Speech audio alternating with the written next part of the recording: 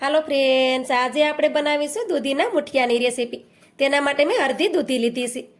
તો સૌથી પહેલાં આપણે દૂધીની સેલ છે તેને આ રીતે કાઢી લેશું. તો મુઠિયા બનાવવા માટે આ રીતે કૂણી દૂધી આવે છે તે જ લેવાની, કેમ કે તેમાં આપણે બિયાનો ભાગ ઓછો હોય છે. તમારે વધારે મુઠિયા બનાવવા હોય તો તમે આખી દૂધી પણ લઈ શકો. આ રીતે આપણે દૂધીમાંથી સેલ છે તેને કાઢી લીધી છે. હવે આપણે એક મોટું વાસણ લઈ લીધું છે અને આ રીતે ખમણી લેશું. અને દૂધીને આપણે આ રીતે ખમણી લેવાની છે.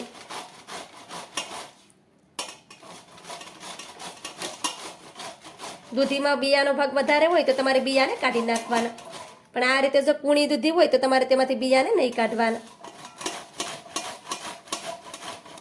આ રીતે આપણે દૂધીને ખમણી લીધી છે. આ રીતે દૂધીને તમે જોઈ શકો છો કે તેમાં મોટા બિયા બિલકુલ પણ નથી. હવે તેમાં આપણે નાની કટ કરેલી મેથીની ભાજી નાખી દઈએ. થોડાક આપણે લીલા ધાણા નાખી દઈએ. મુઠિયામાં આપણે લીલા ધાણાનું પ્રમાણ છે તે થોડુંક વધારે રાખવાનું. હવે તેમાં આપણે 2 ચમચી જેટલો ભાખરીનો જાડો લોટ આવે છે તે લીધો છે, તે તેમાં નાખી દેશું. તમારી પાસે ભાખરીનો જાડો લોટ ના હોય તો તમે તેની જગ્યા પર રવો પણ નાખી શકો. હવે તેમાં આપણે 2 ચમચી જેટલો શેણાનો લોટ નાખી દઈએ. શેણાનો લોટ આપણે વધારે નથી નાખવાનો. આપણે શેણાનો લોટ વધારે નાખી દેશું તો આપણા મુઠિયા છે તે ચીકણા થઈ જશે. હવે તેમાં આપણે અડધો વાટકો ભરી અને બાજરાનો લોટ નાખી દઈએ. 1 ચમચી ભરી આપણે આદુ અને મરચાંની પેસ્ટ નાખી દઈએ. હવે તેમાં આપણે અડધી ચમચી ભરી અને લાલ મરચું પાવડર નાખી દઈએ. અડધી ચમચી આપણે હળદર નાખી દઈએ. સ્વાદ પ્રમાણે આપણે મીઠું નાખી દઈશું. 1 ચમચી ભરી આપણે ધાણા જીરું પાવડર નાખી દઈશું. હવે તેમાં આપણે 1 ચમચી જેટલું તેલ નાખી દઈશું. સાથે જ આપણે અડધા લીંબુનો રસ પણ નાખી દઈશું. હવે આપણે બધી વસ્તુને સારી રીતે મિક્સ કરી દઈએ. આપણે આમાં જરૂર લાગે તો વધારે પણ આપણે બાજરીનો લોટ નાખી શકીએ. પહેલાં બધી વસ્તુને આ રીતે મિક્સ કરવાની.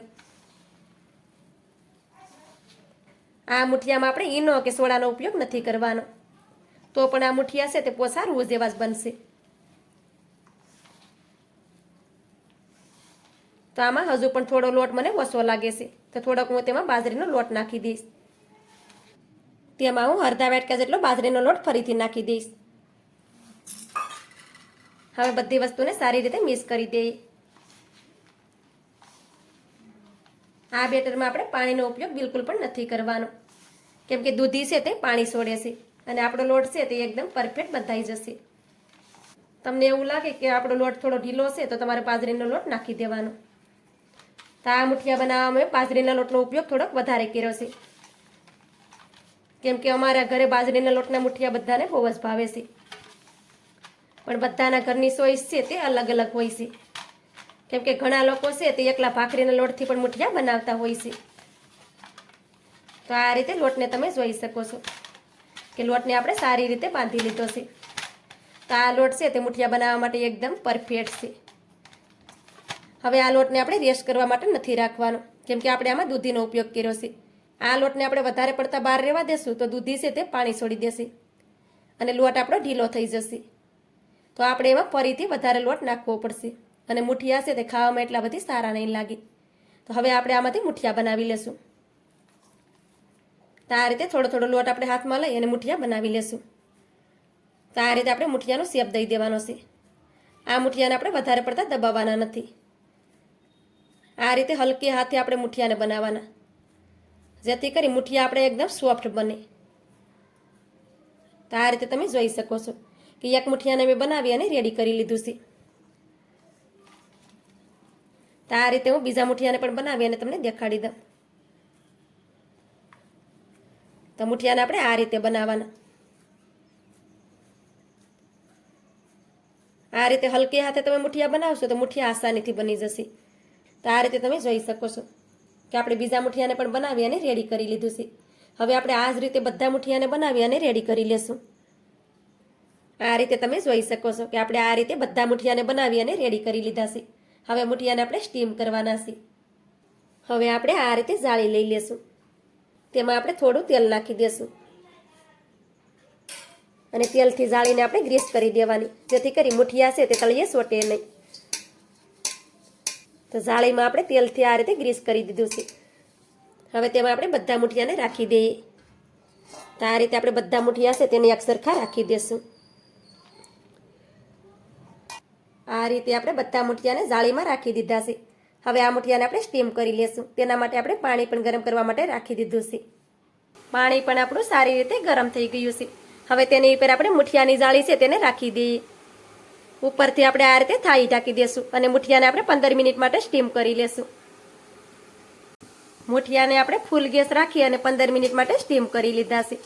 15 મિનિટ પછી મુઠિયાને તમે જોઈ શકો છો કે મુઠિયા પણ આપણે સરસ રીતે ફૂલી ગયા છે. હવે આપણે ગેસની ફ્લેમ છે તેને બંધ કરી દેશું.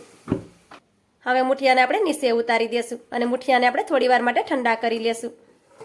થોડી જ વારમાં આપણા મુઠિયા પણ સારી રીતે ઠંડા થઈ ગયા છે. હવે તેને આપણે સાઈડ પર રાખીએ અને આ રીતે પાટલો લઈ લઈએ. હવે આપણે એક મુઠિયાને લઈ લઈએ. હવે આપણે તેના ટુકડા કરી લેશું. તો મુઠિયા ઠંડા થાય પછી જ તેના ટુકડા કરવાના. તો આ રીતે આપણે મુઠિયાના ટુકડા કરી લેશું. મુઠિયાને તમે જોઈ શકો છો કે મુઠિયા છે તે આપણે એકદમ પોસા રૂ જેવા બન્યા છે. તો આ જ રીતે આપણે બધા મુઠિયાના ટુકડા કરી લેશું. આ રીતે આપણે બધા મુઠિયાના ટુકડા કરી લીધા છે. હવે મુઠિયાને આપણે વઘારવાના છે. તેના માટે આપણે કડાઈ લીધી છે અને કડાઈને આપણે ગેસ ઉપર રાખી દીધી છે. હવે તેમાં આપણે એક પાવડું ભરી અને તેલ નાખી દઈએ. ગેસની ફ્લેમને આપણે ચાલુ કરી દઈશું. તેલને આપણે થોડી વાર માટે ગરમ થવા દઈએ. તેલ આપણું સારી રીતે ગરમ થઈ ગયું છે. તેમાં આપણે અડધી ચમચી ભરી અને રાઈ નાખી દઈએ. અડધી ચમચી ભરી આપણે જીરું નાખી દઈએ. એક ચમચી આપણે સફેદ તલ નાખી દઈએ. ગેસની ફ્લેમને આપણે ધીમી રાખવાની છે. હવે તેમાં થોડાક આપણે મીઠા લીમડાના પાન નાખી દઈએ. તો બધી વસ્તુ આપણે સારી રીતે સતળાઈ ગઈ છે. હવે તેમાં આપણે મુઠિયાને નાખી દઈએ.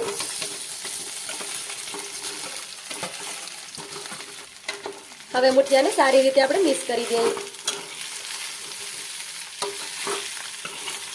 તો મુઠિયાને આપણે વઘારની સાથે સારી રીતે મિક્સ કરશું. ગેસની ફ્લેમને આપણે ધીમી રાખવાની છે. આમાં તમારે લીલા મરચાના ટુકડા નાખવા હોય તો પણ તમે નાખી શકો.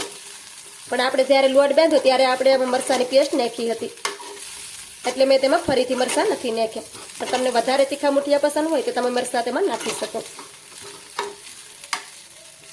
તો મુઠિયાને આપણે સારી રીતે મિક્સ કરી દીધા છે, તમે જોઈ શકો છો.